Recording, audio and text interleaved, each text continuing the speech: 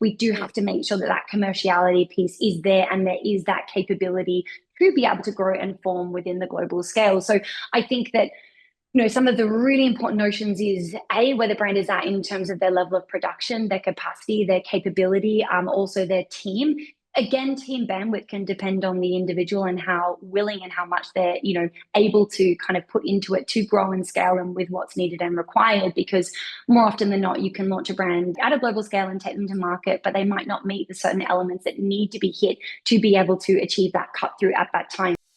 Hello and welcome. I'm Elizabeth Formosa, the founder of Fashion Equipped and devourer of all things fashion, business and mindset. In this podcast, I'm speaking with thought leaders, change makers and entrepreneurs about the business side of fashion and everything in between. Fashion Business Mindset is your front row seat to real stories from designers, brands, entrepreneurs, makers and mentors. We'll discuss how to launch and grow a fashion business and give you insider access to the future of fashion. So let's do this together and ensure that you're equipped to make the fashion business your business. Welcome back to Fashion Business Mindset. Before we dive into today's episode, I'd like to share an upcoming event.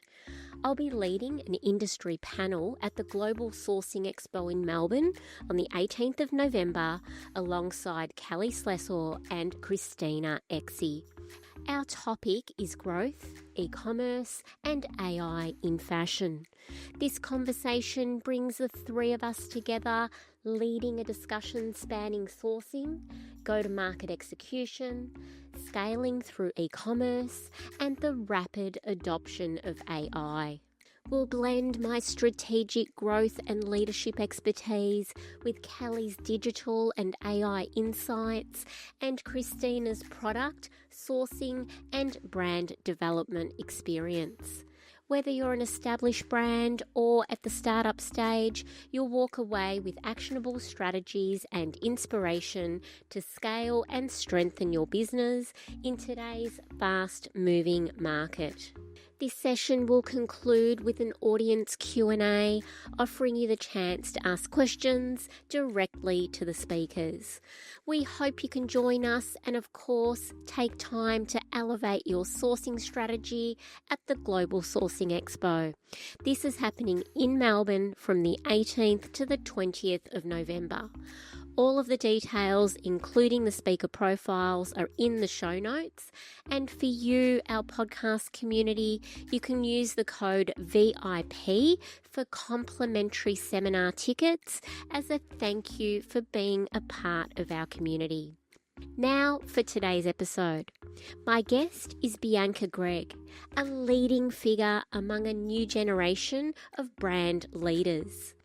As co-founder and strategist, Bianca has grown Del Rainbow from a boutique studio into a globally recognised fashion and logistics agency with teams across key global markets.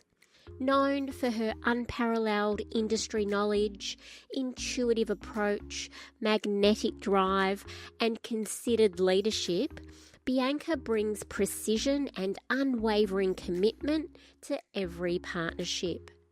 Her approach to wholesale is deeply holistic, balancing creative insight with commercial clarity.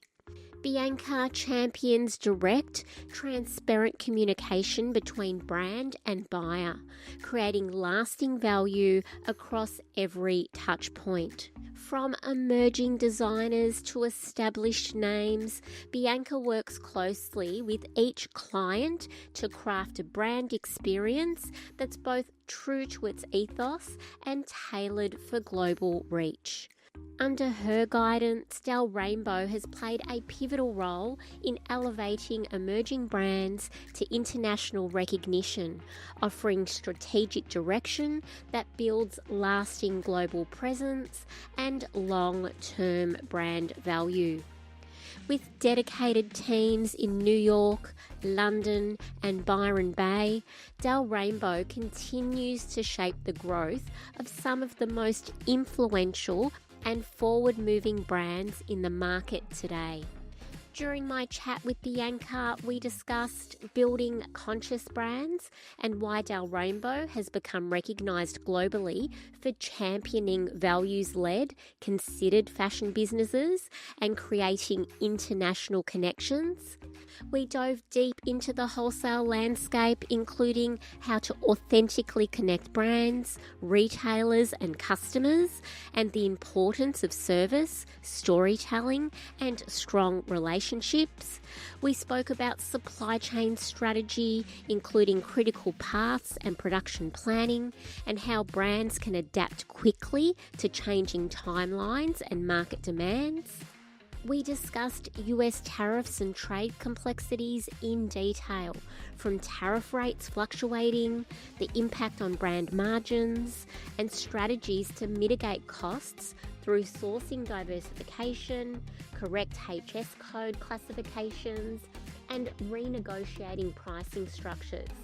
We also covered holding stock in the US and forecasting demand, including how to align with US buying calendars, working with 3PLs, and adopting a rolling 3 to 6 month forecast rather than long-term commitments. Bianca also offered her advice for brands today, from collaboration and adaptability to range planning, global connectivity, and staying true to values while navigating a complex global market. And we discussed so much more. I absolutely loved Bianca's energy, her insights, and her vision. And no doubt you will too. So let's dive in. Bianca, welcome to Fashion Business Mindset. Thank you so much for having me. I'm thrilled to be here. I'm thrilled to have you. Now, Dalrymple has become such a recognised name in the global fashion landscape, with a reputation for championing conscious, considered brands and creating powerful international connections. I'm excited to go behind the scenes of Dalrymple today and explore your journey and your vision and leadership. So let's start there. Can you walk us through your career journey and share what inspired you to launch Dalrymple with your partner, Arlen? Yes, amazing. Well, and thank you for, even asking that question. I think it's a beautiful way to kind of uncover the why and why we do what we do. So my journey actually began, funnily enough, in a completely opposing career journey where I had originally thought that I wanted to become a lawyer. So I went to university, built that journey. I only lasted for about 6 months before I very quickly realized that that was absolutely not the right space for me.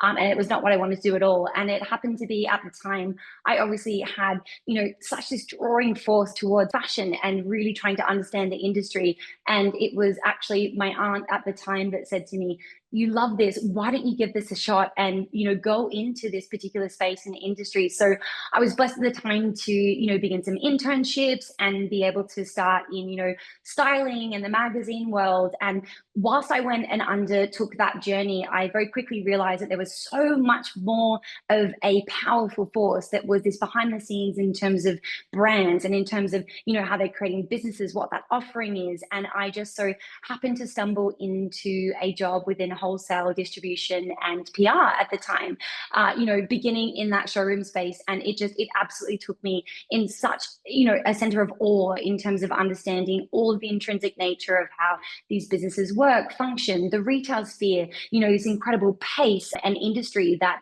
brings forward. And particularly within the wholesale sphere, I think that was something that truly intrigued me in terms of really comprehending, wow, what can we cultivate and create, and how can we build this level of connectivity with the consumer at that tail end of the process. So, at a very ripe young age, I did kind of step out into that space. I've been doing it for a solid 15 years now here today. But in terms of looking at that, what really inspired, my partner and I to create what Dalrymple is today and to step into this journey was the fact that I think I've worked with over, 78 brands in my time.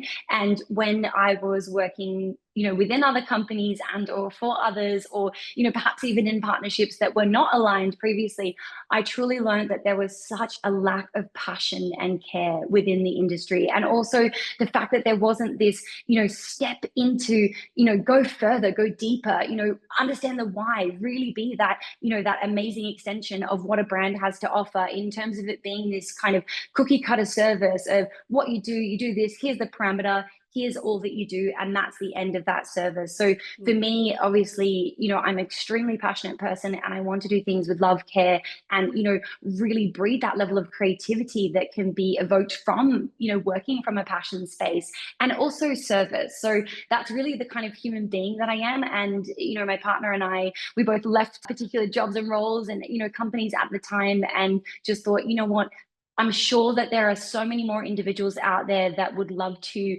create and operate from a space within the industry that is built on these morals and values, and can intrinsically work with brands and see the value in which they're bringing forward, and then have the opportunity to connect that at a global scale with individuals and build that global community in terms of what we can do and that excellence in service offering. So for us, it was truly about passion and care, and the lack thereof, infusing that in everything that we did, and being able to operate authentically.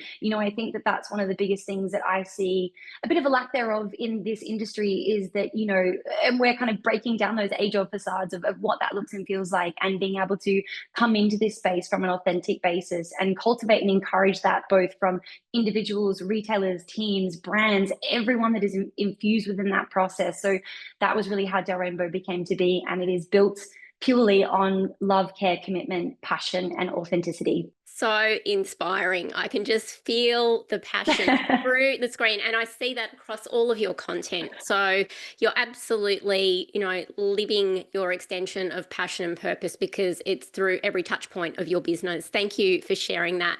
Shout out to your aunt for encouraging you to do what you do. I love that you had the law background and you've had the grounding in wholesale before starting your own agency. So when did you step into Del Rainbow? When did you launch? And what were those early days like, of like, okay, I've landed, this is mine, let's go? What did it look like?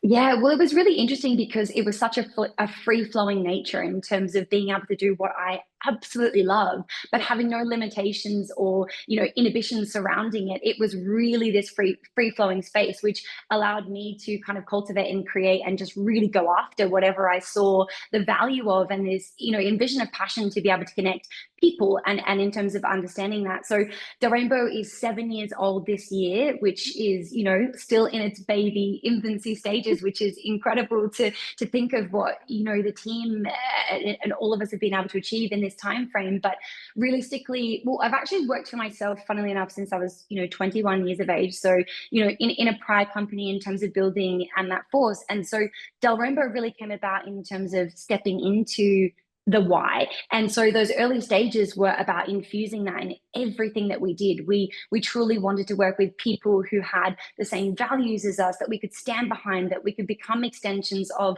their purpose. And so that, myself, my partner, and every other individual that came into that service contact with us could also operate from that purposeful space. So that was, a lot of hard work stepping into that authenticity, but being unwavering within that notion as well. So, that was obviously huge days, huge nights, really stepping into, standing truth within that notion as well, in terms of how we do what we do. So, I like to operate quite differently in terms of that service scope and, wholesale and also sales, because that's obviously what Del Rainbow is. It's a wholesale and logistics agency. So in terms of that sales connectivity, it was about working with brand partners who we could become so intrinsically connected with their value.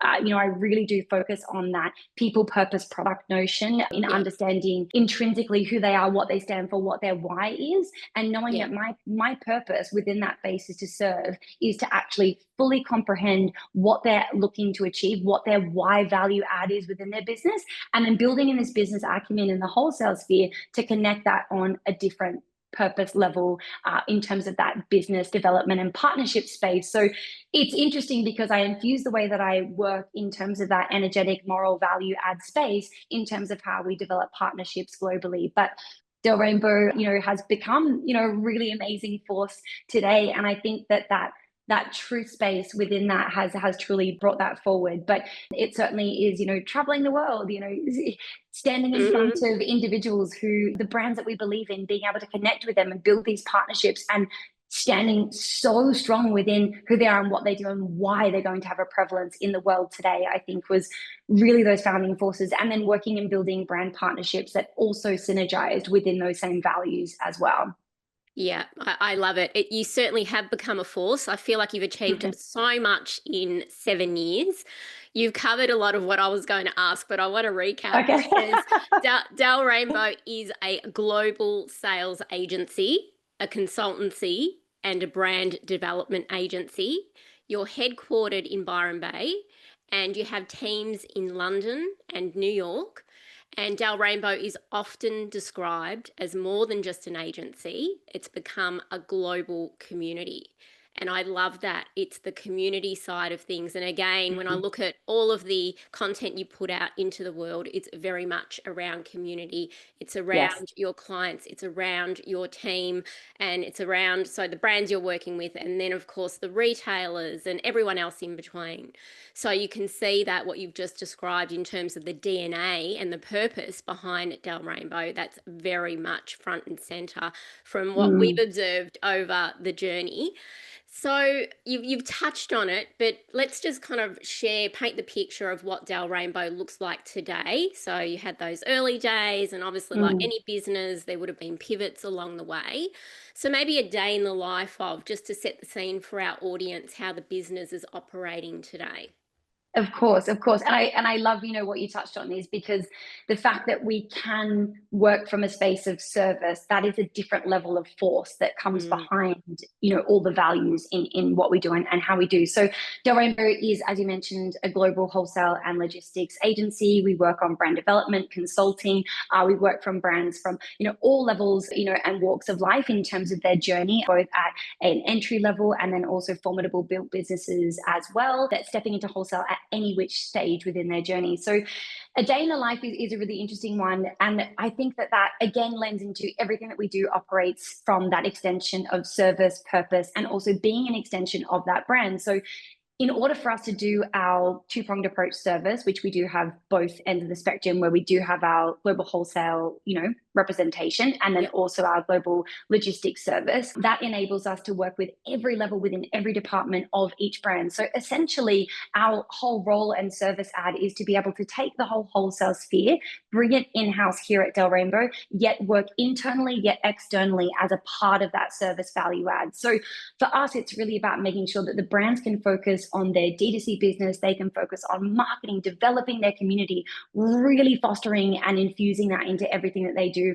whilst they know that wholesale is completely managed and we're facilitating that back to them in terms of the areas in which they have to focus on to support and grow that wholesale, space as well. So I might even walk you through right now, we're actually starting our spring summer 26 season, as Yep. of yesterday. So I Yep. think that's a nice way to kind of look at what a day in the life looks like. So Yeah. for us, it kind of begins, again, we're very holistic in terms of that service approach. So for us, it kind of begins a little bit earlier in the piece before the season, where we will work with all of our brands on their pricing architecture. We actually review all of their global pricing. So that means gaining their pricing from an FOB, price rate, and then, working it through our pricing architecture systems in terms of looking at that value add, where they need to be priced within the market across all of their product offerings, ensuring that their global margins are hitting what they need to achieve in terms of at, a benchmark level, also at a pricing, market relativity level as well. And then within those different tiers and structures, then we develop, okay,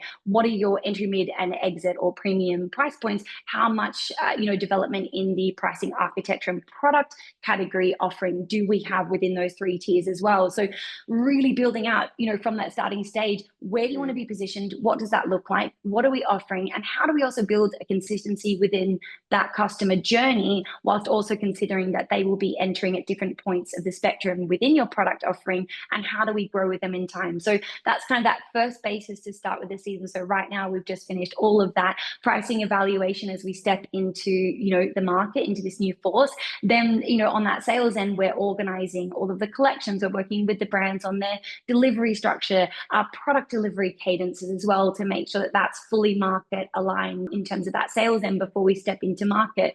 we're proactively booking both our existing partners, prospective partners, and anyone that we can pitch to in terms of connecting on that brand value story before we even have the product piece. So that's something that's really important in terms of what we encourage here within our team and how we represent brands. Is for us, it's about that consistency in connectivity with buyers and retail partners throughout the year, not just within that seasonal basis, so that we can be Yeah. constantly infusing that brand story and then bringing in that product offering as we're landing into the season.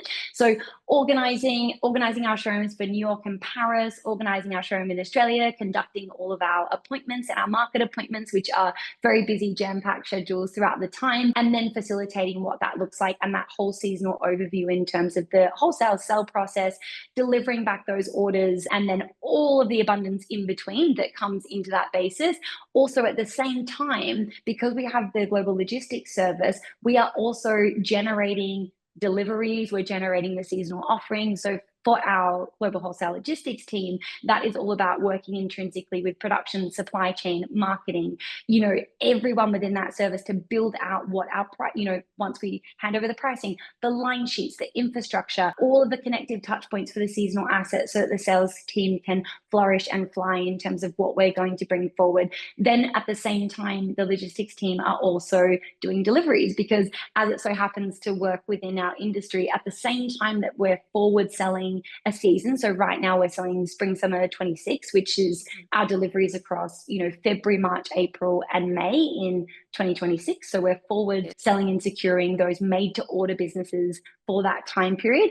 At the same time, the previous sell that we've done is actually about to start delivering as well. So our logistics team are working with all of the supply chains, production managers, ensuring that everything's on track. They're facilitating the delivery from, supplier to 3PLs, facilitating pick and packs, priority lists, vendor ticketing, any vendor requirements that might be required to hit that service value add in terms of the partnerships that we have, facilitating receivables, brand information, launch dates, getting that product out the door to those customers. And then we're both then value add supporting that marketing space, how we can brand train, product knowledge, how we can connect them with the product and the experience in which they're about to have for the product, delivering at the same time that we're forward selling the next collection and that centerpiece of what these brands are offering. So it's an overarching service, and they overlap and flow in so many beautiful ways, but that really keeps us on our toes in terms of making sure the service and what we're adding is at that expertise and that really high level, because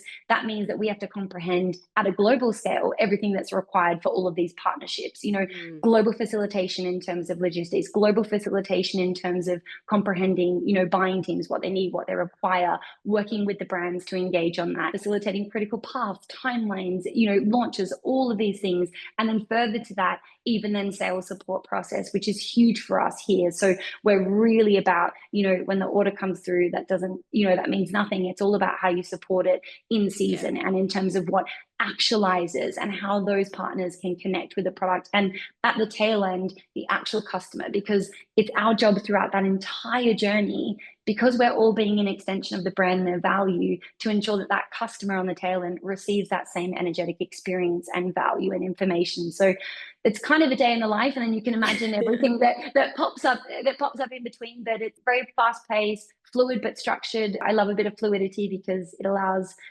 flow and incredible intuitive pace to take over as well, and human connectivity at the end of the day as well.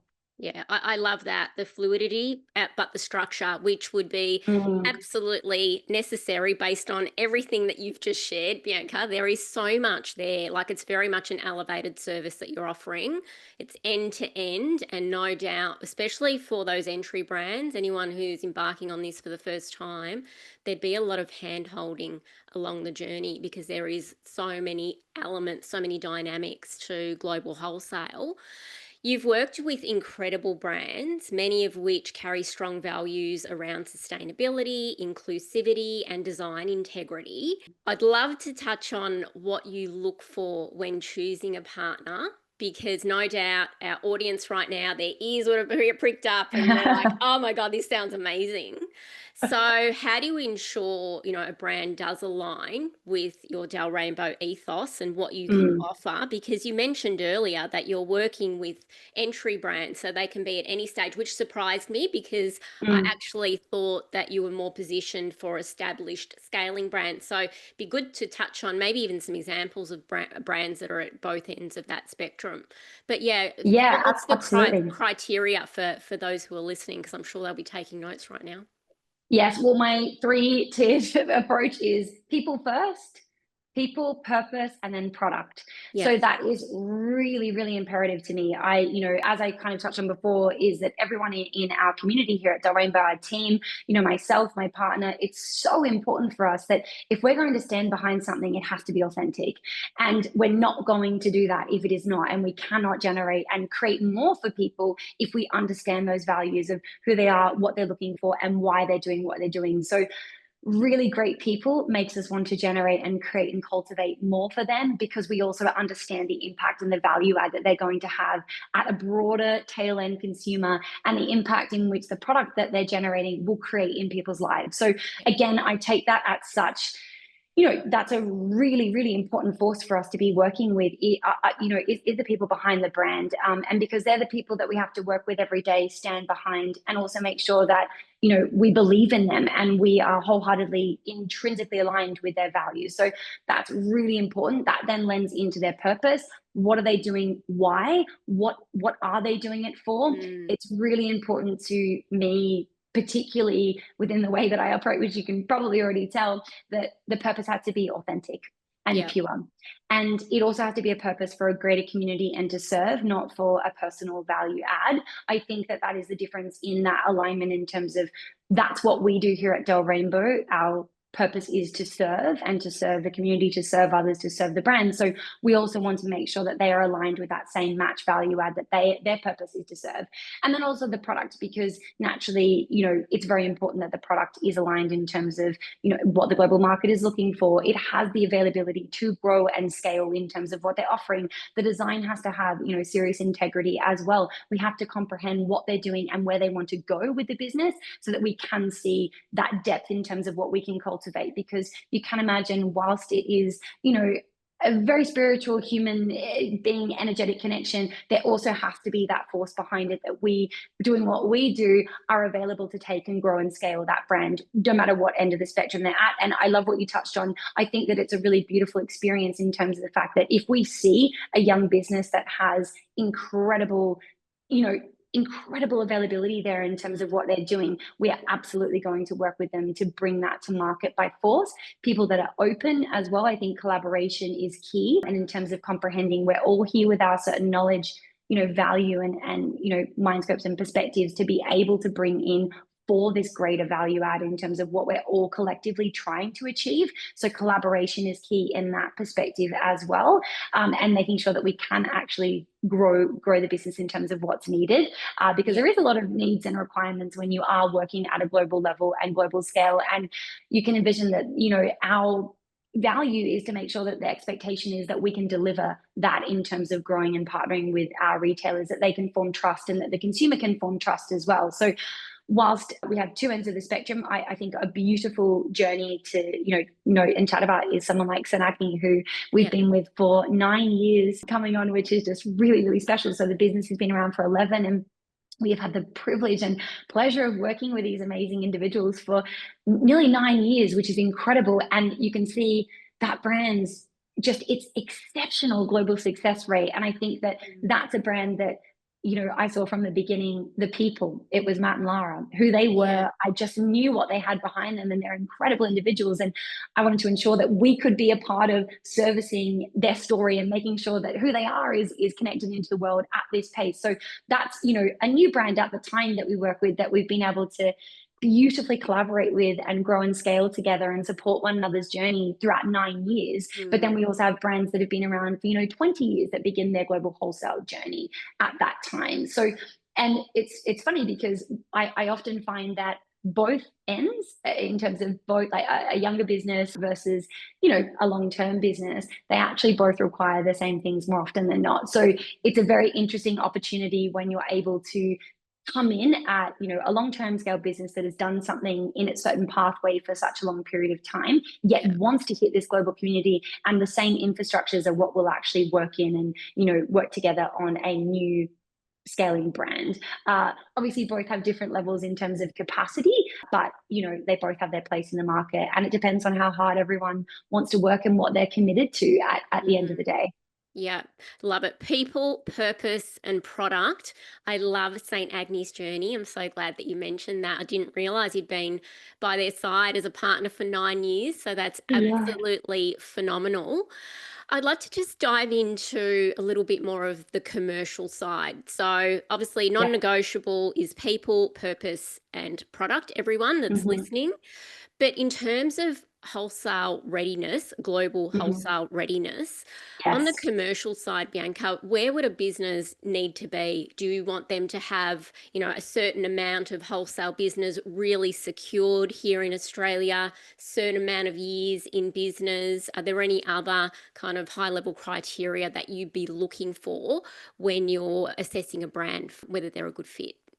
Yeah, I think now at the stage the business is at, we do have to make sure that there is a certain level of criteria that is being met due to the fact that, Del Rainbow is a scaling business as Yeah, well. And we have, I think, going on now 27, 28, staff in terms of our business alone. So, whilst we're growing and that is forming, because we work on a commission only basis, which by the way, we do, operate on across both ends of the service, we do yeah, have to make sure that that commerciality piece is there and there is that capability to be able to grow and form within the global scale. So I think that some of the really important notions is A, where the brand is at in terms of their level of production, their capacity, their capability, also their team.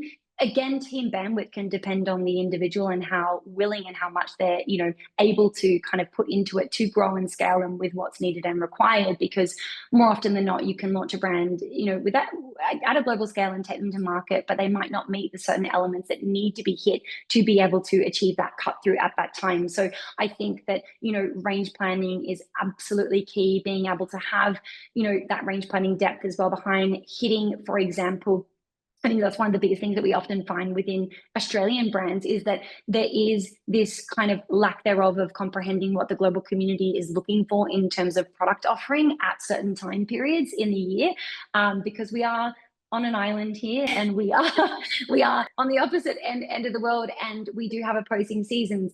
Funnily enough, however, there are only two particular deliveries in the year that we do have truly the opposing seasons for. So it is about really engaging in that buy now, wear now adaptability, transitional season product offering, understanding and comprehending timelines, what needs to be positioned within those particular months of deliveries, what product offering we're engaging with, how we can capture that global community, pricing architecture. Like I said, more often than not, I think that one of the biggest elements is brands comprehending how they need to price their brand at the early beginning stages so they are not pigeonholed into a particular market, and it becomes quite difficult to broaden that scope and flourish in terms of growing and developing categories, because at the end of the day we might not know where the customer is going to tell us where they're going to tap into the brand and where they're going to find like for like in the product that they would like to engage with. So it's really important to be able to have that adaptability in terms of product offering and scale. So like I mentioned before, that pricing architecture and that three-tiered strategy in terms of understanding, well,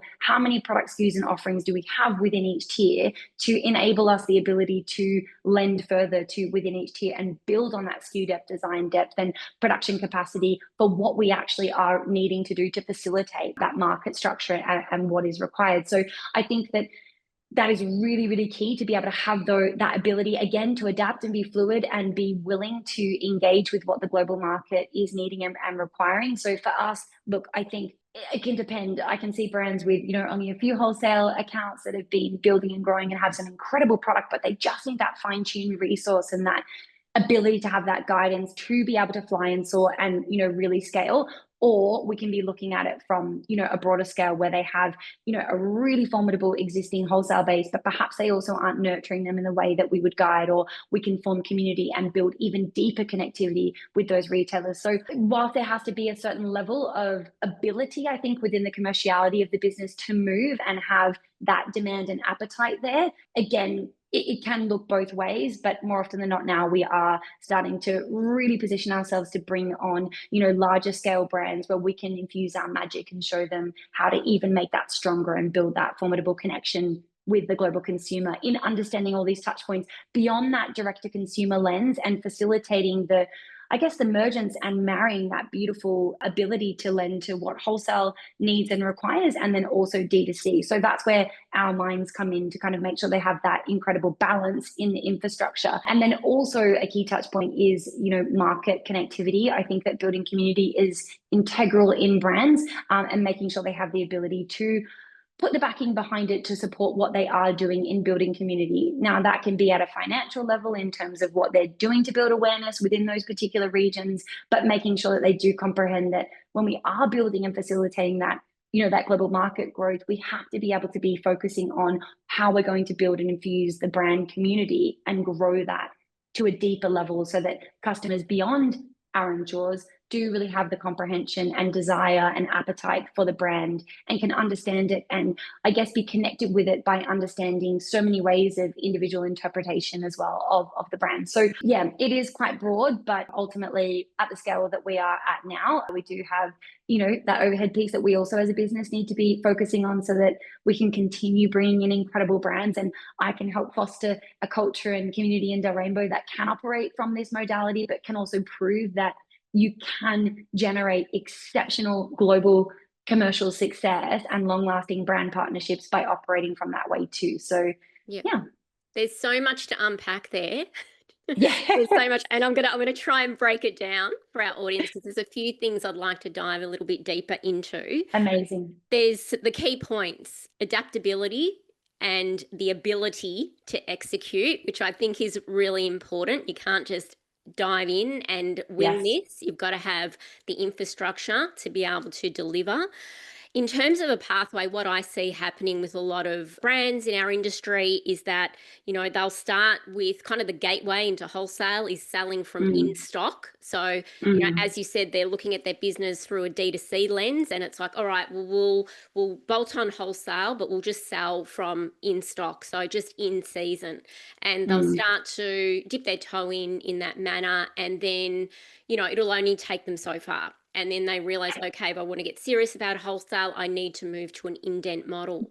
And I find a lot of e-com businesses, they find that very challenging in those early days alone. Got global wholesale aside, it's just for our market to get in onto the indent calendar, where they're having to now, create salesman samples a season in advance and everything else that goes alongside of that. So as you said, it's multifaceted, because then if you're going to add on global wholesale, you then need to consider the opposite seasons. So that's where that ability comes in. You really need to have the team to be able to be working on that critical path, which becomes extremely complex when you're working on opposite seasons. So I would imagine part of your assessment is to ensure that the foundation is robust enough to be able to firstly have that ticking along very smoothly, and then have the ability, as you said, to do all of the other things around growing in other markets. And I'd love your feedback on that. Yeah, absolutely. And I think the other thing you mentioned, which is really important, is that community side of things, because I think brands do forget this is another market. We can't just do what we're doing here in Australia and expect, those same marketing methods to work, or not be connected with that particular location that we're looking to build our brand in. Do you feel that that's, or both of those things that I've just mentioned, do you think they're both underestimated often when a brand's embarking? Oh, absolutely. Yeah. Absolutely. I could not agree with you more. I think that that's a really, an interesting point, and working on that critical path and that timeline process for the production scalability is exceptionally important. And you're right, it is something that we look at our first point and basis in terms of comprehending a deeper value into where the brand is at, and really understanding what their timelines look like and how quickly can we flip them to this structure, and giving them the guidance and the touch points. So I think, having people like us who can look within that lens and call that out straight away, because we have the ability, because we work in both ends in terms of the service, we understand everything from the brand's end in terms of production, timeline, timelines, make that communication between supplier timelines, 3PL, everything that's required, because we have such a broad lens in terms of understanding that enables us to quickly cut through and guide a brand how to very swiftly hit their deliveries, work back on their critical path timeline to ensure that they can hit that particular global market scale as quickly as they can. And that aligns with that range planning piece I was speaking to as well, because that also lends into comprehending and understanding, well, what product can you hit for these delivery windows if you have to have everything created and your SMS sample range here. We then need to be range planning here so that we've got ability to change and structure those particular CADs and, anything that you're working on so that we can hit these deliveries. How are we making sure that just from a range planning perspective, that your CAD presentation is hitting the mark in terms of the styles for those particular delivery months? Then at a deeper level, asking the questions, what fabrications might particularly need more longer lead? Do we need to move them back? How do we assess that? So that's the kind of stuff that we're working on at such an intrinsic level with production, design, development, creative direction, the lot, before we even get to that timeline piece, is really encourage them to assess and understand the business at a proactive yet reactive level, in the fact that we do have to be proactively planning these things long term, because we are selling long term. And I think that what's beautiful about the global calendar is that it's actually, funnily enough, built on production schedules, because the timelines in which we sell and the close dates are all based on that production timeline, in order for production to produce, be made to order, fabrics to be milled, generated, whatever is required there, dyeing the lot, before we hit that delivery ex factory into warehousing and then to the tail end customer as well. So all of those touch points are considered. And I've worked with, a brand, for example, that's a very, incredibly formidable brand at a wholesale level now. In fact, one of the biggest, export brands, coming out of Australia and making its mark at a global level. And it was a D2C brand, for example, when I first kind of started working with them. And that was those first 4 to 5 months was actually working on that planning structure and ensuring, how do we develop SKU depth? How do we look at these timelines? How do we make sure that we're hitting these delivery windows and developing collections to start building that? And usually it only takes a season or two to completely re-engineer what that looks like. But that also takes an incredible production, lead to be able to make sure that we're working with supply chain to hit those things for design to be facilitating. So it's really important that those two parties are talking so communicatively and closely with someone like us, guiding that pathway, and then understanding what's also needed at a D2C and wholesale level, so that every single drop, every single delivery is speaking to both modalities at once, and ensuring that that ever evolving infrastructure of logistics at their end as well is working beautifully. So I think that is, a super, super important thing to be considering, because it's one of the biggest movements that needs to be hit. I think it's also interesting how we encourage brands to sell on those timelines, because we understand production. We're not an agency that's sitting there and often I hear this, well, you've just got to deliver by this time and you've just got to produce this. No, we're actually working back with timelines and going, okay, what does your business need? What are your what's your CMT? What are your fabric milling timelines? What does that look like? Okay, great. Here's when you're going to show. Here's what you can deliver for. Here's how we can split that in order to facilitate that, so that you're not short delivering, you're not having delivery delays, so that your immediate experience with wholesale and even D2C deliveries is that you're on time, things are processed, there's structure there to prevent that high stress reactivity and potential cancellations and things like that can move when you do have a partner investing in a purchase order in the business who expects a certain delivery time frame as well. That then links into marketing, brand launch, a lot. So it actually, the wholesale production calendar actually facilitates this exceptional structural relationship within the business at all touch points, to marketing, production, design, development, the lot. And then we can create this amazing halo impact into the industry of what that product looks like. And then, like what you said in terms of that, that marketing piece, I think that is extremely important to comprehend what markets you want to engage with, where you see that there is an appetite for the brand, or where we see it wholesale. How do we envision that? How do we actually start dipping our toe into encouraging and building community? Because you're absolutely right. It is imperative that we do understand that whilst on our shores in Australia, it is a very different climate, and we are sadly about 2 years behind, but we can foster that development in terms of how we're leading our community and what we're talking to them about, and what kind of story and connectivity we're building in the product offering, whilst aligning on a global market scale. Because at the end of the day, like I was saying before, Australia is a very small part of the world and we are on the opposite ends of the world. But naturally, our Australian community is still being very fed at a market level in terms of those global trends, what's happening at the time. So all of these infrastructures that we're talking about right now and product offering, lending into what's going to be aligned for that global market, will be fed back to ultimately the consumer, because they're going to be marketed by both ambassadors, by press, by any articles, any global retailer, by what trends and what product they should be buying at that time. Therefore, it's even more important that we align with that, so that whilst a consumer is discovering, we're also connecting in with that global market calendar, so that we are connected into what product is being searched for at the time, therefore have product relativity and can grow that consumer as well and build with them. Yeah, so much gold there, Bianca, that you've just shared. And I love that you've made the point that you have worked with those brands who have been D2C, and this is you've basically held their hand through the whole process. Yes. Can we set the scene for what's on the other end for brands? So you've mentioned, the market. So what does your portfolio of retail partners look like, and what are the biggest markets that you're helping brands to trade in? So maybe we even mention some of the major retailers that you're partnering with.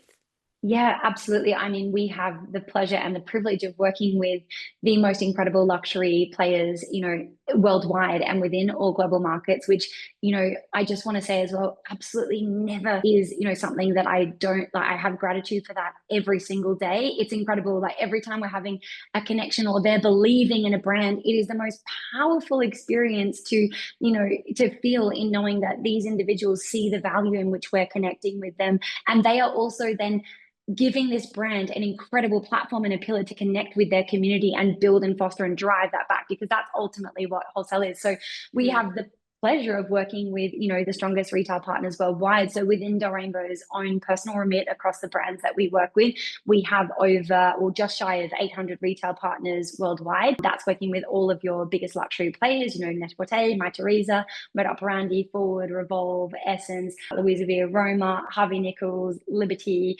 Harrods, Selfridges, you name it, Lane Crawford, all of those really formidable players, both at an e-tailer level, physical department level. We actually do kind of work with majority of those partners within the regions at that more luxury level. It's really important to us to facilitate our brand connectivity within that basis and aesthetic, so that we can powerfully hit the community, because that's what we are trying to achieve, is that knowledge add and value add in terms of the brands that we have, which they love connecting in with, because I think Australian businesses have a lot to offer in terms of product offering, quality, aesthetic. Australians are exceptional designers, and we're very hard workers too. So that really lends into that whole process. And then obviously all of their specialty stores worldwide too. So that gives us this incredible elasticity in terms of comprehending all markets. I think in terms of that at a country level, I think it's over 47 countries or whatnot that we currently actively work in. And then right now, the US is obviously the biggest market, I think, taking the world by force,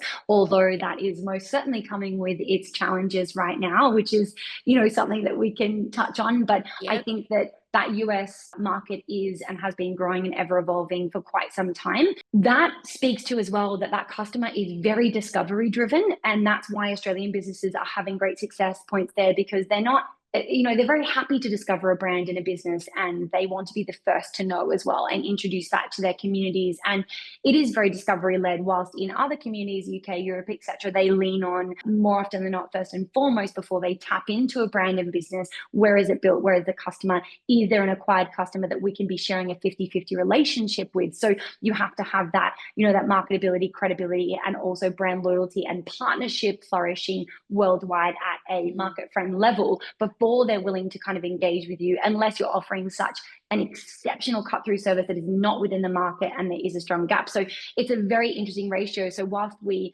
are dealing with such a broad spectrum of clientele, it's amazing to see that incredible magnitude of what each market needs. And it's amazing for our team because we're building in this exceptional learning. Like you look at St. Agni, for example, they have over 227 active partners worldwide, and their country bandwidth, if you look at their actual stockist page, is magnified. It's incredible, all of the different, individuals, regions, cities, people that are connecting in with their product. And, then when we're in New York, walking down the streets and seeing women wearing and supporting their product, or like Posse or Deji, you're watching this community thrive with these brands because these incredible luxury e-tailers, pillars, platforms, design, incredible department stores, specialty stores, even your multi-brand regional stores, who are just as equally important as your biggest players, because they're the ones who are driving that story on ground and building that community for you.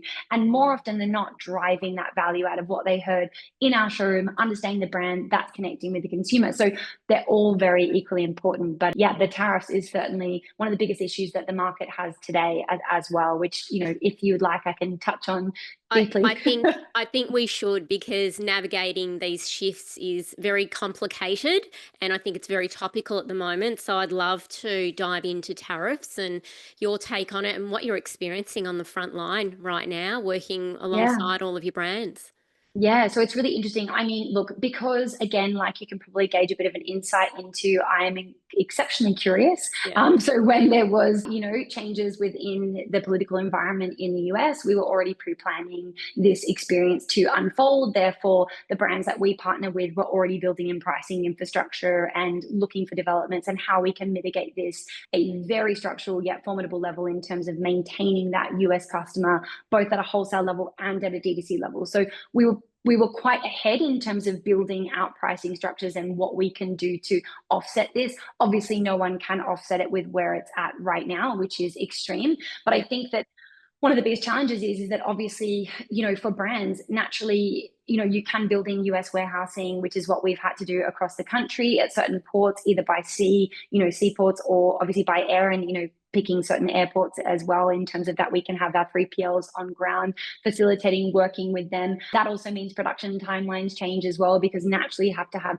a little bit more time as well within your X factory and your delivery schedules as well to be hitting each region to land goods as well, which has been something that's been, a pillar in terms of being able to move forward at a wholesale level. And I'll touch on that a little more, but I just wanted to quickly say that the US is thriving because brands have adapted very quickly to make sure that they can still facilitate goods and shipments there, either at a wholesale level, wherein they're, maintaining and growing with 3PLs and landing goods at, a cost value, to try and make sure that we can mitigate those tariffs and those reciprocal tariffs as best as we can in terms of offsetting margin and what that looks like, regenerating pricing structures. We have to make sure that we're delivering new designs consistently, because also right now we do have, a slight increase in terms of pricing where ultimately the consumer is paying to a certain degree whilst brands are absorbing. So it's kind of this dance between the two margin offsets.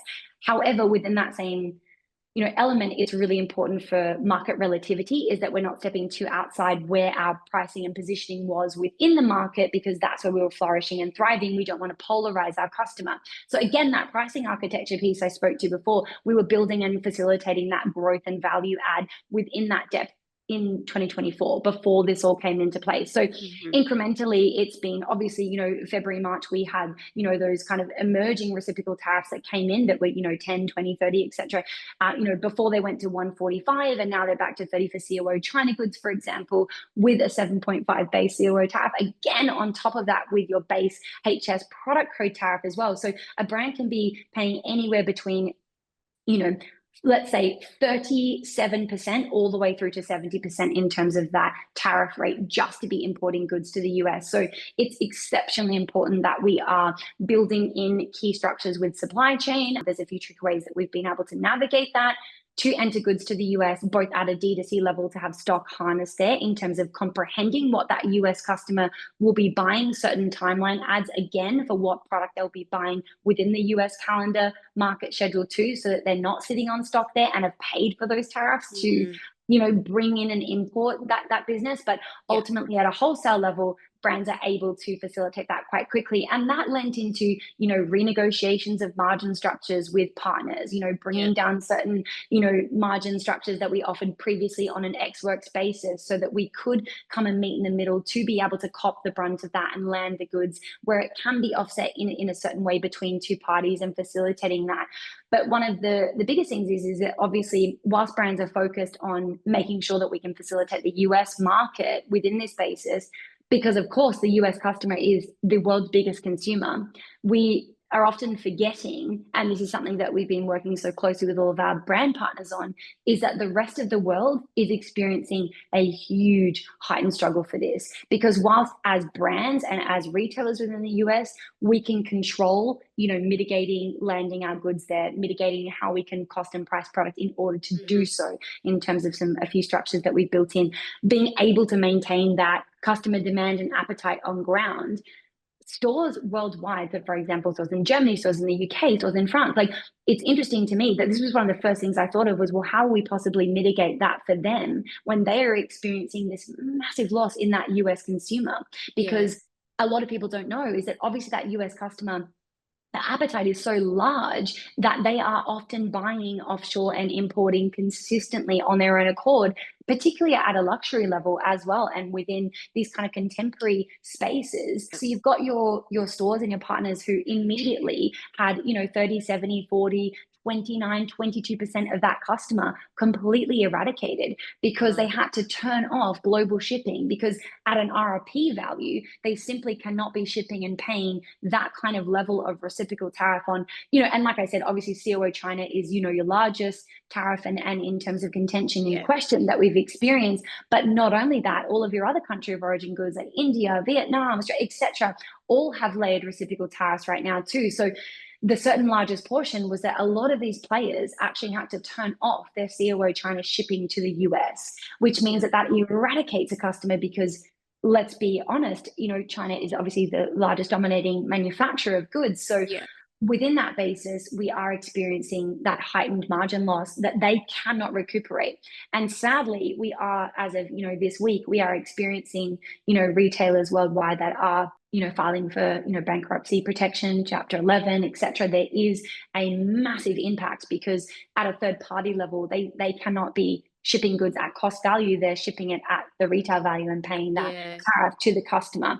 So it's essentially impossible. So now we've got this huge market recalibration where brands need to be really thinking about the fact that those particular markets have overnight become localized. Yeah.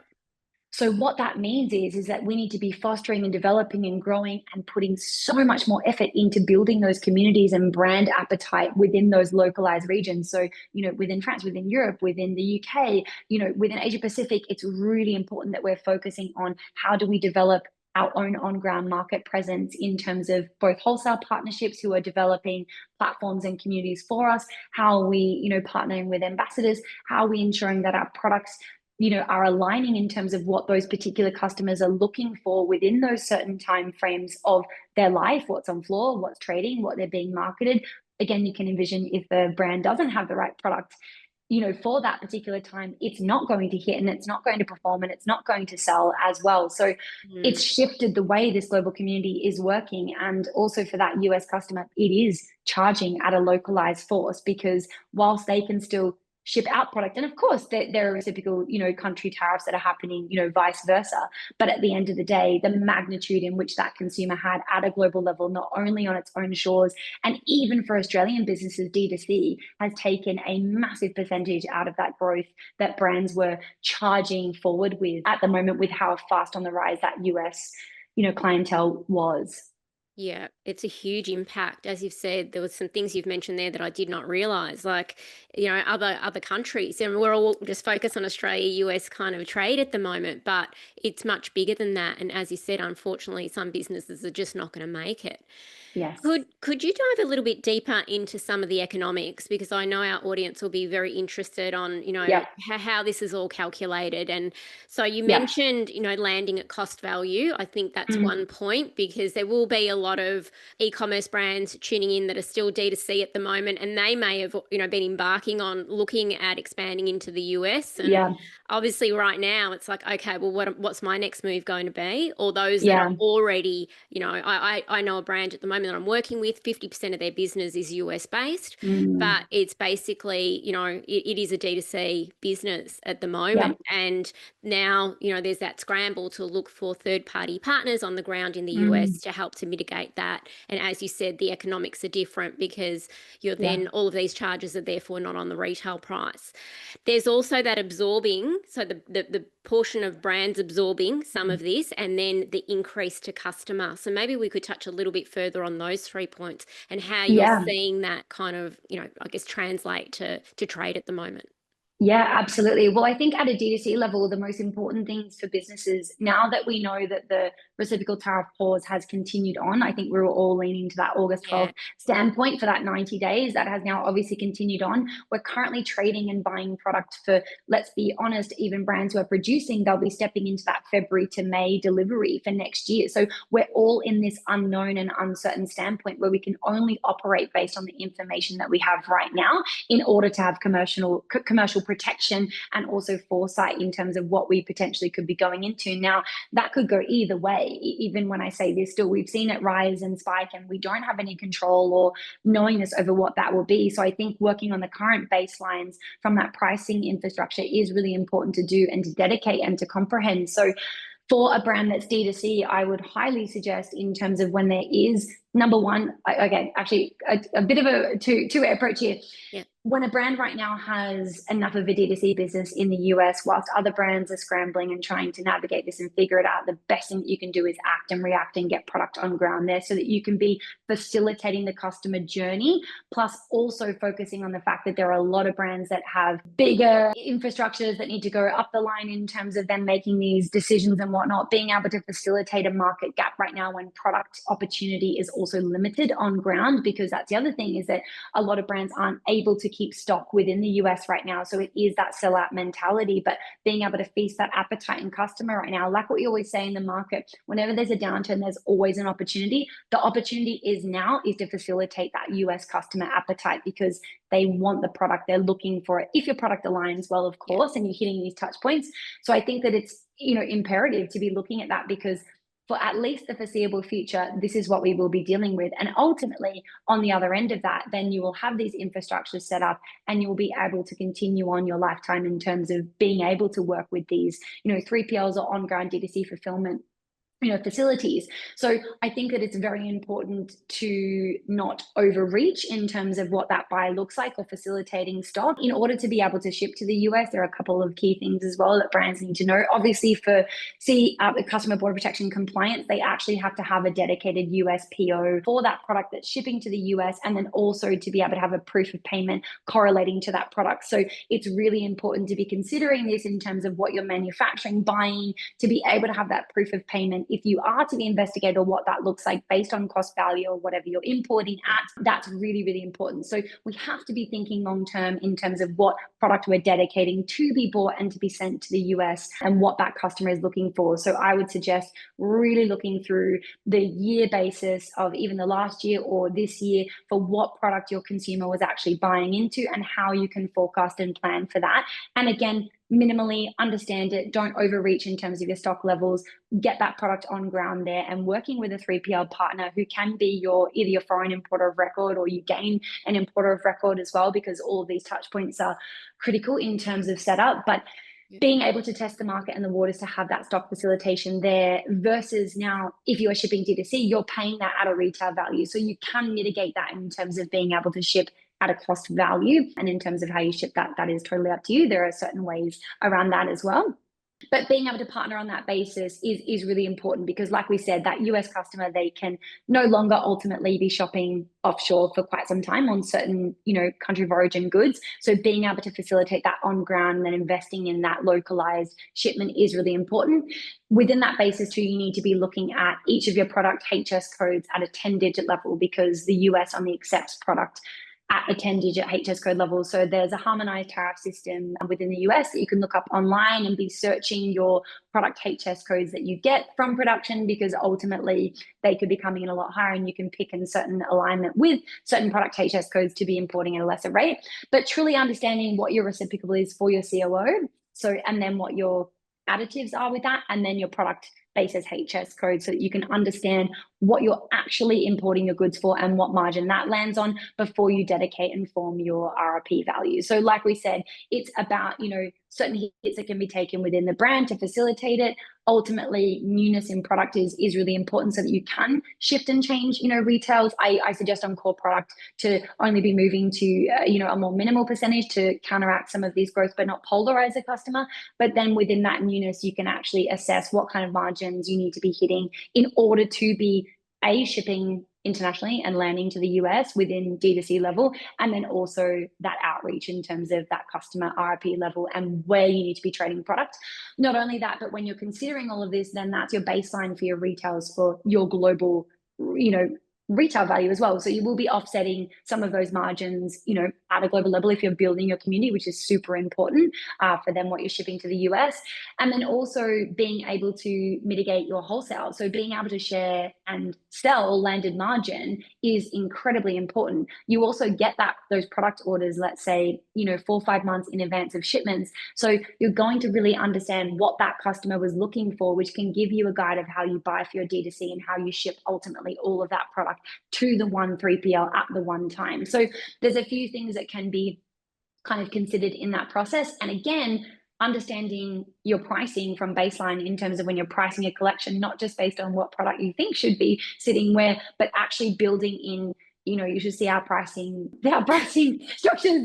They're exceptional, but we're considering all of these different things. You need to be building in every single margin touch point, see what it plugs you out at, but then that's where you kind of make decisions, go, well, we can't trade that there, so we've got to trade that here. So we can take a loss here, but this particular product, we actually have more margin gain on based on, the product value in terms of what it costs. So we can bolster that ever so slightly. So it's really comprehending what you can price at before you're even considering shipping goods and making sure that you have the capacity to sell it for that price point, and you have a full comprehension of what that cost is going to be to you based on your duties, because you can actually research and have all of this information in advance. So lucky for our brands, we do all of this for them. So it's really important where we're building in these margins and benchmarks to begin with before we even sell a collection. So they have all of that bolstered in. We can consider that growth. We can consider that trajectory.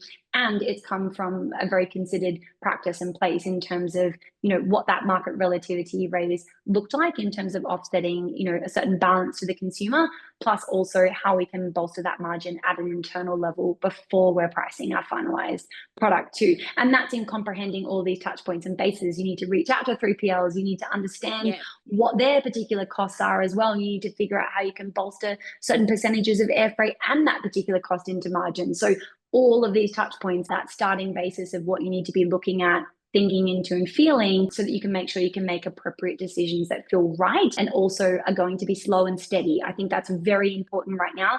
Incremental stock in the US is important, not overreaching it due to the fact that you can make to order, you can continually make and assess your product salability so that you can, more accurately be sending stock to sit in the US that you are going to pay these duties on, where you have a higher capacity to hit sell-through rates that you would like to achieve before we're overreaching that, because we are within that 3 to 6 month ratio of we don't know where these tariffs will land. So it's important to just take it every 3-4 months at a time right now. And that aligns with production forward planning. So it all does align to be able to hit these touch points as best as you can in a market that feels quite uncertain. I'd love to see that costing sheet that you've built out. I'm sure it's a work of art. My brain's just like, oh my God, there's so much to factor in, but you've made some amazing points that I think our audience will find value and be valuable and be able to take away and actually implement as part of their research and modeling if they're still in the midst of working this all out.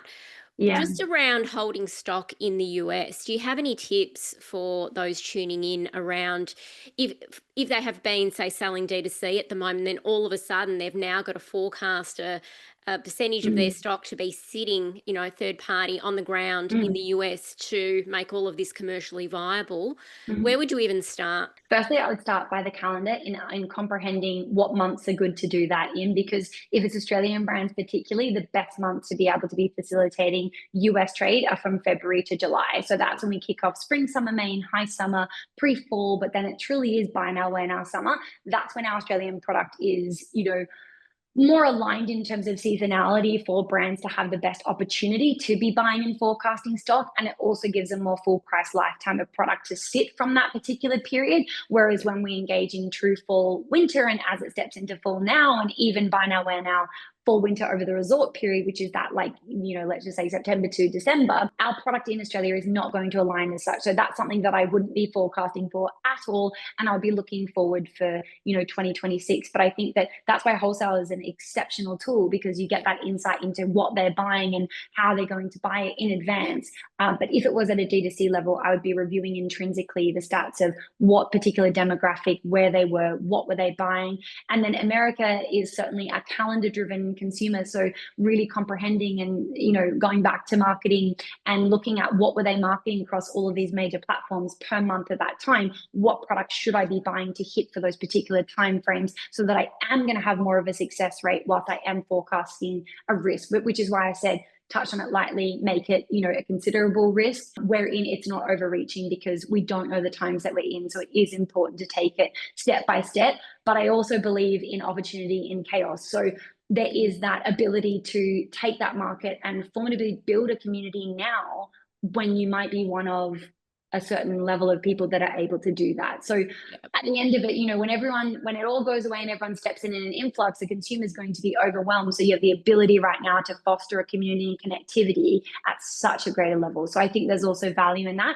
and or supply chain diversification as well is helpful. However, I will say with that, it's very difficult to diversify a supply chain when you have been working and forming partnerships and relationships for such a long time. And it also is the value of your business. So I don't think that we should be spending any knee-jerk reactivity on shifting and changing this. There are much more powerful structural ways that, if you're curious enough, you can navigate. And if you have advice and someone who thoroughly understands it but will back you and stand behind you, that it's there, it's on their shoulders as well, you can have a more comfortable space to grow in that, within that market, and do this at a lesser risk than what we have right now. But it's always a risk. But hey, I think there's risks in business that we have to take. Yeah, absolutely. Opportunity in chaos, everybody. So much gold there, Bianca. Thank you for sharing that. Before we move on, we've got still so many more questions, but we'll fast track things. Yes. But before we do move on, just that wholesale logistics side of your business. I think everyone understands the global sales side and what that means when a business like yours is representing them. But what are the key areas that you do get involved in? Obviously, you're very knowledgeable on logistics, fulfillment. But what are the actual services that Dalrymbo offers around wholesale logistics?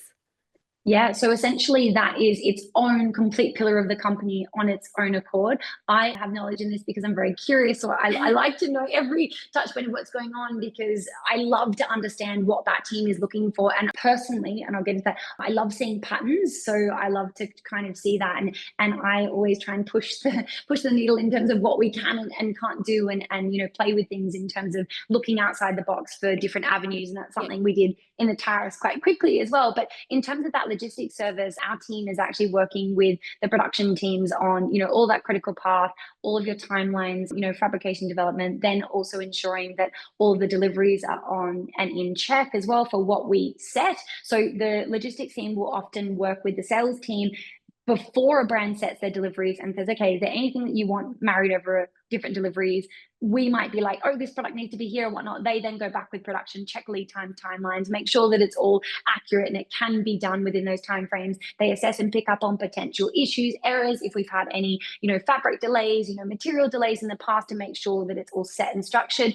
Then they are working with supplier through to dispatch. So at the same time, they're also sending all of the order confirmations to all of the retail partners. They're reviewing all of their vendor requirements, ensuring that every single global requirement is shared onto the production team and supplier, that's built out in a manner that is very easily and able to be applied and received. So that means checking all of the different requirements, COO on goods, 21 languages on certain care labels, icons, EU requirements, US requirements, Turkey requirements, for example, testing requirements, everything that they need to detail in order to make sure that facilitation through customs and also to that particular vendor is hit. That might be certain levels of ticketing, other requirements. They look through every single documentation and make sure that we are absolutely slick, because we don't want any hold ups or chargebacks. That's very important to us. We carry that with extreme high value. Again, given that that's the brand service level, imagine if you're representing a brand in that way and a retailer has that experience where it's smooth sailing, it's everything that they need. They're going to look at that brand like it is such an incredible business and one that they can apply for some commercial, development with as well. So that's integral for that team to hit all of those key touch points. And then they're making sure that there's all of the receivables are in check. So they actually enter every single order into the brand CRM system, make sure that it's all applied. All of the terms and conditions are also legally updated to any specific requirements that each partner has, pending which region, what we're responsible for, what the retail partner is responsible for. We're ensuring that every single retail partner signs those terms and conditions and has legally binding documentation of that, in order to ensure that we have full ownership, retention of title, and all of these key things. And in terms of how the function and the form has to work within the partnership, even down to, return authorizations, how they receive in product, what time frame they have to check the product is all accurate there, any faults, any issues or whatnot.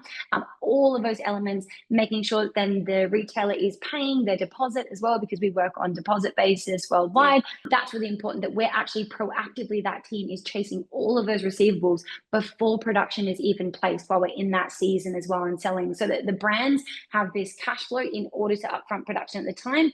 Then at the same time, they're also issuing receivable invoices for the balances of what's entering and ready to ship from supplier at that time too. So then that's when they're doing that beautiful dance and crossover between the two, issuing deposits, issuing invoices for orders that are pre-planned in market, and then issuing those and chasing payments, payment plans, building everything that you could possibly imagine at that financial level to ensure that those brands are fully covered and that we hit our goal of 100% success rate, of course. Ensuring that all product is delivered to each 3PL globally, that all of those 3PLs in advance have all of their own requirements. We build out all of our incredible books that each 3PL must have. So that's at like a Hong Kong 3PL, that's at our US 3PLs, at our Australian 3PLs as well. We're making sure that when they're receiving in product, they're hitting all of those timelines, requirements, the priority pick pack schedules. We're navigating product shipping from suppliers, because as you can imagine, brands will have 5, 10, 20 different suppliers that work across an entire collection. So we're merging that all in, generating the pick list, making sure that all the packing lists are generated, all of the commercial invoices for all products so those 3PLs can ship the goods,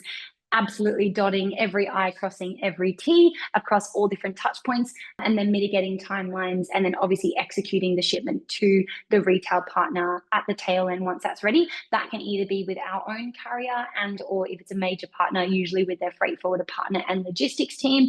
And then on the other side of that, then they're building in that customer service. So working with the marketing team, working with production, setting in launch dates in terms of each delivery, making sure that every single partner has product knowledge, training kits, imagery, assets, video content, brand knowledge, connectivity, that they have everything that they need, hitting a halo effect for our launch periods that we have in place, so that everyone that we have partnered with the brand is talking about that brand at the same time, and then working with us on if we have any marketing or whatnot, that's offset. So it's just an ever evolving process. That team is exceptional. I have to say that since we launched that model, and it was interesting because my partner and I both did this for one of our brands when we started without charging for it. And then we realized, oh goodness, we probably have to create this as a bit of a service. And that was his background as well. He worked in warehousing, finance, etc. So being able to merge our two brains is essentially what happened in the business. And now I just put my eyes into everything that they're doing because I'm obsessed with it, because I'm always looking to how can I gain that knowledge so I can help a brand? What did we encounter? Right. This is how I pre-plan that with brands. This is how I teach my sales team how to understand this. Here's the things that they can actually, understand and build forward at a knowledge basis for retailers when we're talking about what a brand can and can't do, and we understand their market. Like imagine being met by a salesperson and then, a representative of a brand in market, and then fully comprehending all of your vendor requirements, everything that's needed for your particular country. They've got it in spades so that you can confidently place on that brand, knowing that this team has exceptional excellence and that brand's going to be upheld. So that's, such a blessing that we have this amazing service. And it's funny because our sales team and logistics team, the logistics team is bigger than the sales team now. It's next level. That is next level, Bianca. Now, this is very timely to dive into behind the scenes then. Who is on this phenomenal team that's making this magic happen? So, yeah, let's do a shout out. What does the team look like? Oh my goodness. And maybe just touch on the culture that's really making this ecosystem all work in synergy. Yeah, I tell you what, it's my number one favorite thing in the world because and it gives me goosebumps as I say this, but our team, and I'm not even saying this in bias, but our team are the most incredible team of individuals, and they are the greatest asset of this company. They are just exceptional. They're all filled with curiosity. They're filled with excellence. They're filled with kindness. They all wanted to work on this same modality that little old me and my partner wanted to create in this industry, and saw that vision, and they all operate from that same why value add. Like, they are just the most amazing individuals. Do you know what makes them so powerful is that they all operate from an essence of everything that they're doing. They care so much about the process that they understand that even in that small admin, finicky role that they're doing, they get the long-term impact of it. So they're driven and they're connected to it. They understand the value. They're connected with the brands. They feel like that brand is their very own, and it is their responsibility to be that extension of it. So I have to say that they are the most amazing individuals, and you can imagine that incredible passion-led culture where my team and I laugh all the time. They'll be like, all right, cool, come on here, where's the 1%, what are we looking for? Because they know that we're always pushing for that extra 1%, and I think that the magic is in the 1%. So we're all kind of built across that culture to be, I encourage, well, number one, our team leads with vulnerability. We are incredibly powerful, spiritual led individuals where we build an environment that is based on vulnerability, transmitting emotions, being able to lead from that space at a forefront, being your authentic self. I literally say to every single person on the team, no one is you, that is your power. What are you bringing in that is your uniqueness? Doing it from the Del Rainbow way, because that's our ethos, but bring your flair to that and invigorate that. So they're just amazing. Like, and for me, I was like, wow, like how cool is it that I get to work and collaborate with these amazing individuals every single day. Like, that makes me want to do everything that I can to drive this space for them, because what they're creating is so inspiring and so powerful, and they're just so good at it and amazing. And I tell you what, the coolest thing is like, this team, when a challenge is brought forward, I have never seen a more powerful force in my life. It's just amazing. They come together like you wouldn't believe. They're like, they're a community themselves. They're all like, best friends outside of work and so interconnected. And I think that what we've formed here is this powerful culture where people are in service and they're able to be themselves and work in this industry in such a different mode where we all care about what we're doing. And yeah, it's such an impactful place. So I'm in awe of them every day. I adore them. I would do anything for them. And, they're the same to us. Like, we're so privileged to have this community. That just sounds so special. Like, everything you've just shared then is so heartfelt. So it's no surprise with the culture that you've created. And no doubt yourself and Arlen are super attractors of these amazing humans. So I'm not surprised that you've got such a next level team. So shout out to the team based on everything the team you've shared that's within their scope at the moment. Yeah, definitely superhuman. Now, they're doing wonders in this world. Like, if we just got an insight into what these guys are holding every day, it's massive. So yeah, they're incredible. It sounds like they are absolutely incredible, and you and Arlen are incredible as well. So let's shine the light on you for a minute, Bianca. Your role is no doubt fast-paced from everything that you've shared today. It's multifaceted. I'd love for you to share with everyone any routines or practices that you have in place that allow you to operate at the level that you do on the daily. Yeah, well, I think that the number one thing is passion, and I think that I've kind of really made sure that I could cultivate a space that gave me the ability to be unapologetically me and to not have that dimmed, because I think that when I'm in my passion, that's when I can create. So for me, it's really important to have that notion of being able to show up as myself purely every single day within a vulnerable space. But I am extremely driven by expressing and also communicating and being able to understand and comprehend myself. So I work very deeply on spiritual practice. I every month I have one day a month where I check in with an energetic healer who I work with, who's just been so profound for me. And I've actually done that modality since I was an early teenager. So it's been a really big part of who I am. And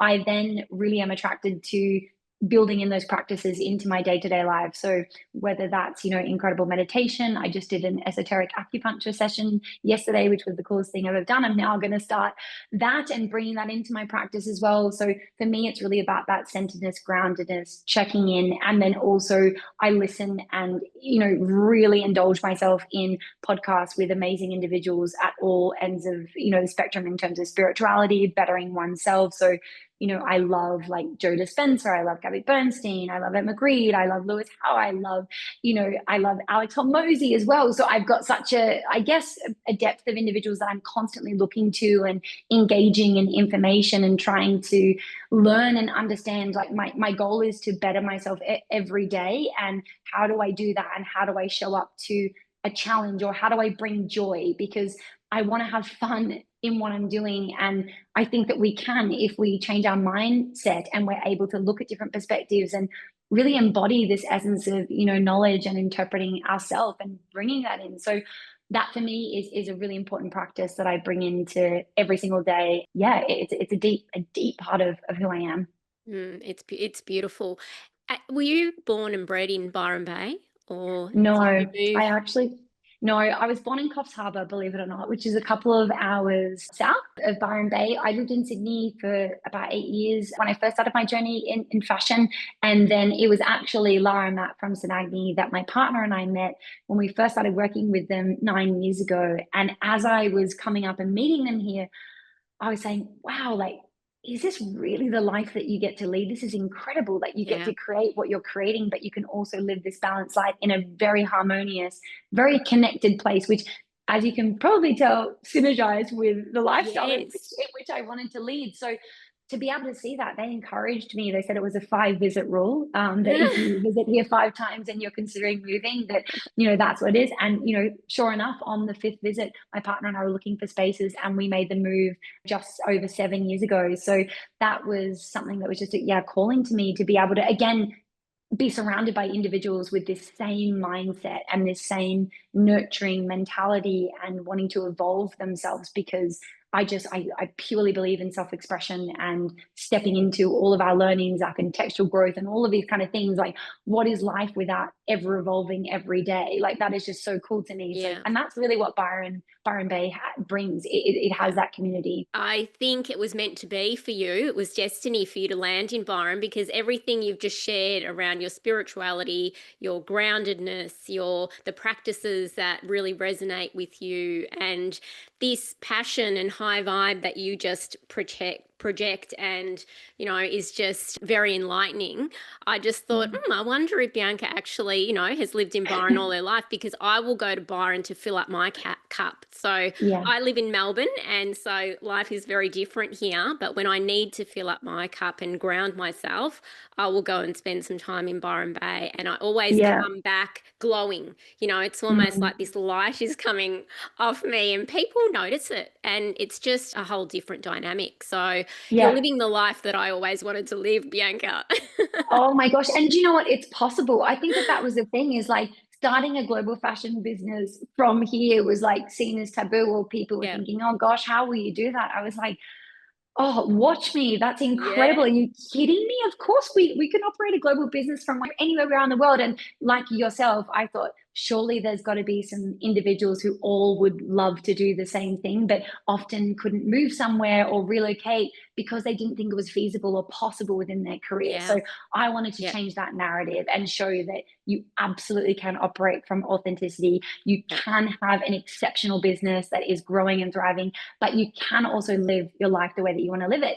And for us, we go to New York and Paris, 6 times a year, etc., whatever that looks like. So we get Yeah. that interconnectivity and then get to come back here and live. It's just, Yeah. it's amazing. Yeah. I love it. I'm just slightly jealous at the moment.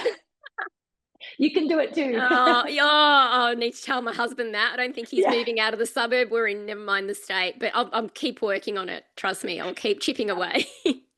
5-minute Now, rule. yes, absolutely. Now, Bianca, as we look forward to the future of your business at Del Rainbow and the wholesale industry, what excites you most about the future of wholesale and retail and all things Del Rainbow? Truly, I think we're in the most expansive time, and I think there's going to be such an amazing trajectory that unfolds itself within the global market.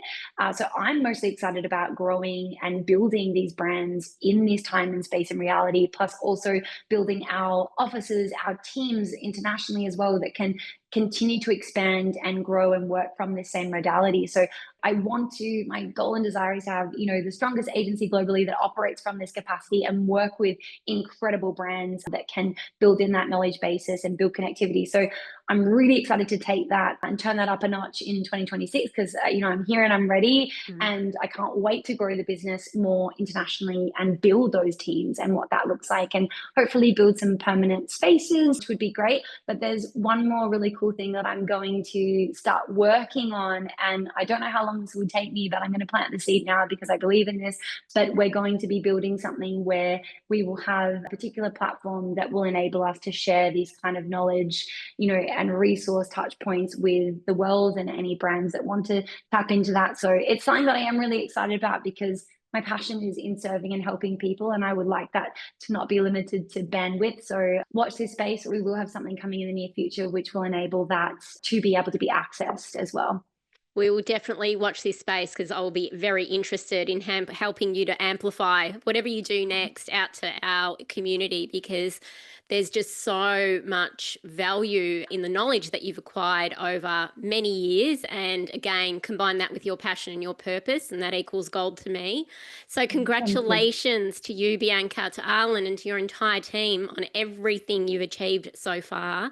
Thank you so much for pulling back that curtain and really letting us have a little peek inside Del Rainbow today. I can't wait to see what you do next. And thank you for joining me on the podcast. Thank you so much for having me, and thank you for holding space for such a beautiful and powerful conversation. Thanks, Bianca. I enjoyed every single minute. Thank you for tuning in to Fashion Business Mindset. We'd love to stay connected. Fashion Equipped is a leading Melbourne-based consultancy, partnering with fashion and lifestyle brands, retailers, wholesalers, and industry leaders globally. We specialise in strategic advisory, growth planning, and brand elevation, empowering fashion businesses to scale with confidence and impact. I invite you to head to fashionequipped.com.au to join our mailing list and receive the monthly edit, your go-to source for industry insights, business optimization strategies, and free trend reports. While you're there, explore our consulting services, our online learning and mentoring programs.